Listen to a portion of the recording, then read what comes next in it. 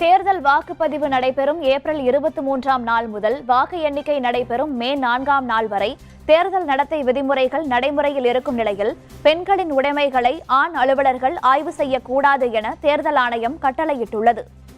சட்டப்பேரவை தேர்தல் ஏப்ரல் 23ஆம் நாள் ஒரே கட்டமாக நடைபெறவுள்ள நிலையில் வாக்கு எண்ணிக்கை மே 4ஆம் நாள் நடைபெறவுள்ளது. எனவே இடையூறுகளற்ற நேர்மையான தேர்தல் நடைபெறுவதை உறுதிப்படுத்துவதற்காக வாக்காளர்களை அச்சுறுத்துதல், மிரட்டுதல், வாக்காளர்கள் மீது செல்வாக்கு செலுத்துதல், பரிசு பொருள் என்கிற பெயரில் கையூட்டு கொடுத்தல் போன்ற அனைத்து செயல்களும் தடுத்து நிறுத்தப்பட வேண்டும். இதற்காக தேர்தல் ஆணையம் அமைப்பதுதான் பறக்கும் படை. இவர்கள் தேர்தல் அறிவித்த நாளிலிருந்து வாக்குப்பதிவு நடைபெறும் நாள் வரை ஒவ்வொரு தொகுதியிலும் 3 அல்லது 4 பறக்கும் படைகளோடு செயல்படுவார்கள். இதில் வருவாய்த்துறை, காவல்துறை, கருவூலத்துறை அலுவலர்கள் தங்களுக்கென ஒரு ஒளிப்பதிவாளரை வைத்துக் கொண்டு பணியில் ஈடுபடுவார்கள். இருசக்கர வண்டிகள் முதல் கனத்த வகை வண்டிகள் வரை இவர்கள் ஆய்வு செய்வார்கள்.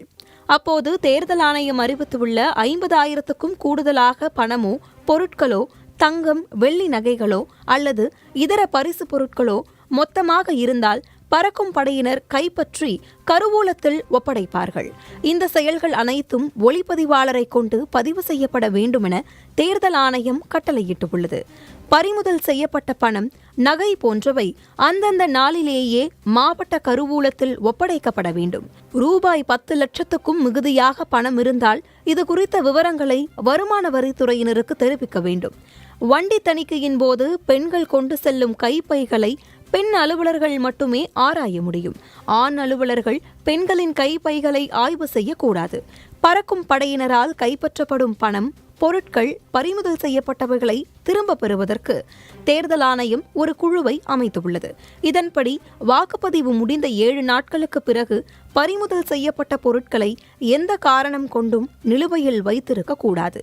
பறிமுதல் செய்யப்பட்ட பொருட்கள் அனைத்தும் முதல் தகவல் அறிக்கையாக பதிவு செய்யப்பட்டு ஒவ்வொரு நாளும் மாவட்ட தேர்தல் அலுவலர் மூலம் மாநில தேர்தல் அலுவலருக்கு அறிக்கையாக அனுப்பி வைக்கப்படுகிறது. தேர்தல் குறித்த அனைத்து விதமான ஐயப்பாடுகளுக்கும் 195 என்கிற எண்ணில் பொதுமக்கள் தொடர்பு கொண்டு கூடுதல் விவரங்களை தெரிந்து கொள்ளலாம்.